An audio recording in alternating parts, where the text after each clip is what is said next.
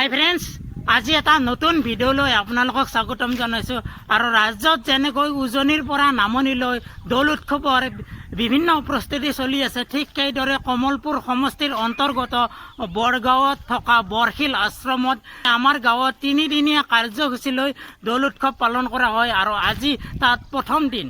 এই প্ৰথম দিনা আমাৰ এটা পৰম্পৰা আছে গধূলি আৰিয়া জ্বলোৱা। এতিয়া আমি দুজনে আৰিয়া জ্বলাব গৈ আছোঁ। এতিয়া মই আহি বৰশিল আশ্ৰমৰ মুখ্য গেট পাই গ'লোঁ আৰু ইয়াৰ ভিতৰলৈ গৈ আছোঁ। আৰু এতিয়া মই এই আশ্ৰমৰ ভিতৰত সোমাই আছোঁ। চাওক ইমান ধুনীয়াকৈ দিয়া হৈছে আৰু ইয়াৰ ভিতৰলৈ গৈ আছোঁ। ইয়াতে বৰশিল আশ্ৰমৰ মুখ্য আকৰ্ষণ, ইয়াতে বৰশিল বুলি লিখা আছে। চাওক এই কলগছবোৰ ইমান ধুনীয়াকৈ লাইন লাইনকৈ দিয়া আছে শাৰী শাৰীকৈ। আৰু ইয়াৰে আৰিয়া জ্বলোৱা হ'ব অলপ পিছতে। আৰু এতিয়া আৰতি চলি আছে। এটা বৰশিল আশ্ৰমৰ যে আৰিয়া প্ৰজননৰ আগতে এটা নিয়ম আছে, গোসাঁই ইয়াতে তিনিপাক ঘূৰাই লয়।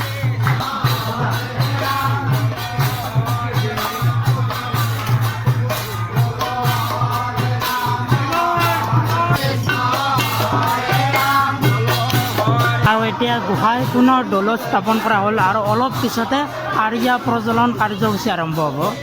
এই শ্ৰীকৃষ্ণৰ দৌল উৎসৱ প্ৰতি বছৰে ফাগুন মাহৰ শুক্ল পূৰ্ণিমা তিথিত পালন কৰা হয়। আৰু এই দৌল উৎসৱে শীতৰ সমাপ্তি আৰু বসন্তৰ আগমনৰ বতৰা দিয়ে। এইফালে মেজি জ্বলাই আছে, তাত গৈ আছোঁ। আৰু ইয়াত হওক মেজি জ্বলোৱা হৈ গ'ল। আৰু মানুহৰ এটা বিশ্বাস, এইটো শুভ কামৰ আগত মেজি জ্বলোৱা হয়। কাৰণ মেজি জ্বলালে যিবিলাক দুৰাৰোগ্য বেমাৰ, সেই বেমাৰবোৰ আঁতৰ হয়। ইয়াত আহি কেনেকুৱা লাগিছে? আৰিয়া দিবে না? তোমালোক দুজনে আহিছে, তেওঁ লাঞ্চ কৰে নেকি?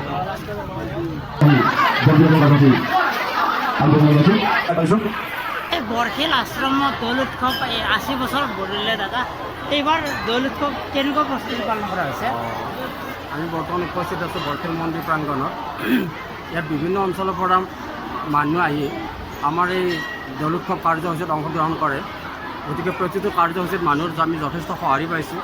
আৰু লগতে আমাৰ ইতিমধ্যে আজি প্ৰথম কাৰ্যসূচী, এই প্ৰথম কাৰ্যসূচী ৰাতিপুৱাৰে পৰা যথেষ্ট উদ্যমেৰে চলি আছে। এতিয়া আমি বৰ্তমান আৰিয়া প্ৰজ্বলনৰ আগমুহূৰ্তত আমি ইয়াত থিয় হৈছোঁ। এতিয়া আৰিয়া প্ৰজ্বলন কাৰ্যসূচী আৰম্ভ হ'বয়ে। গতিকে ৰাইজৰ যথেষ্ট আমি উৎসাহ উদ্দীপনা দেখা পাইছোঁ। বৰ্তমান আমাৰ এই দৌল উৎসৱ 80 বছৰ প্ৰতি বছৰে আমি ৰাইজ যথেষ্ট এইখিনিয়ে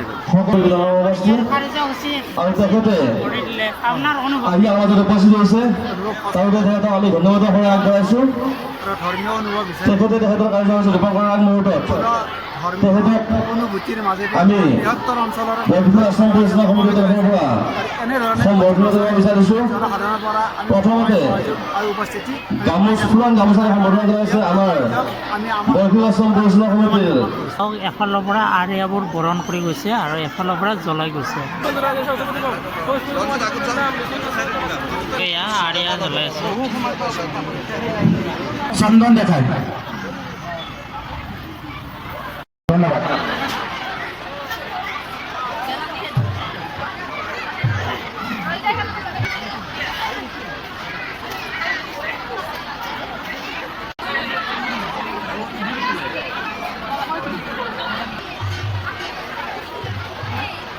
লাইন লাইনকৈ আৰিয়া প্ৰজননৰ কাৰণে সাজু।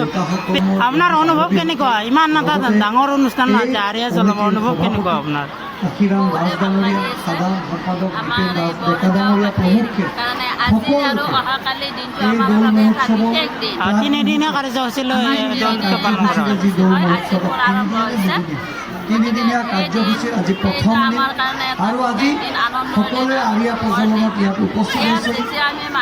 আমি বিশ্বাস কৰোঁ সনাতনী ধৰ্মত আৰিয়া প্ৰজননৰ যোগেদি প্ৰভুৰ ওচৰত আমি প্ৰাৰ্থনা, নিজৰ মনৰ এইবাৰ প্ৰথম জ্বলাইছে নে আগতে জ্বলাইছে? প্ৰভুৰ ওচৰত এই আৰিয়া যোগেদি আমি প্ৰভুৰ ওচৰত